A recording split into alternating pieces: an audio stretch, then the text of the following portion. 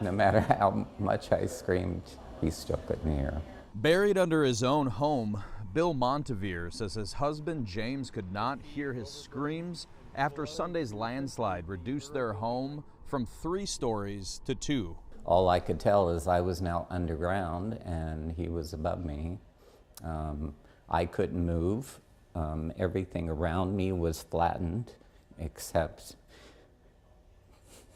the dishwasher had flipped over, the refrigerator had flipped over and hit the dishwasher because the countertop took it and created a wedge where he was under and saved under that. Bill was next to the dishwasher, packing their things to move to Puerto Rico, when he heard what he thought was a jet. That's when I jumped to the floor, thinking the safest place is flat.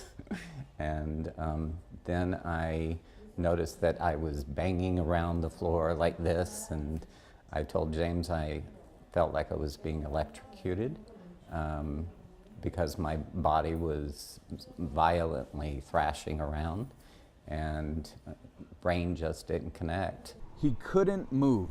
Everything around him was flattened, except the dishwasher. The scariest part was hearing the chainsaw and glass breaking. That turned out to be the sound of emergency responders trying to cut Bill out of the basement. The only thing keeping me alive right now is this dishwasher, and I was afraid with them cutting into things that it might lose whatever it was held onto and fall on me. But they couldn't hear me, and they just kept digging. They eventually got to Bill.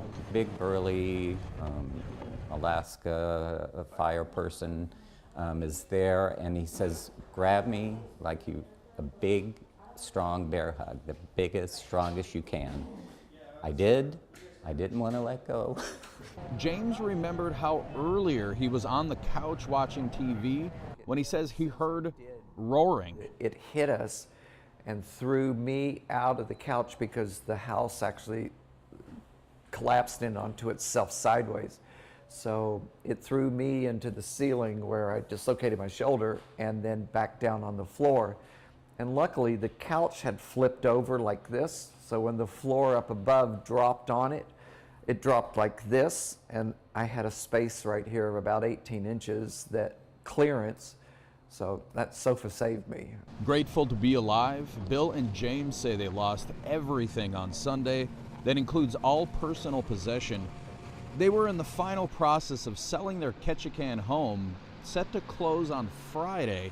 Money they had planned on using to move and retire in Puerto Rico. Right before the slide, Bill had packed their last box. I was just finished packing because they were supposed to come Monday to collect all the boxes for the container. And I was walking upstairs and I told Bill, I said, you know what? I'm gonna miss this house, I really love it.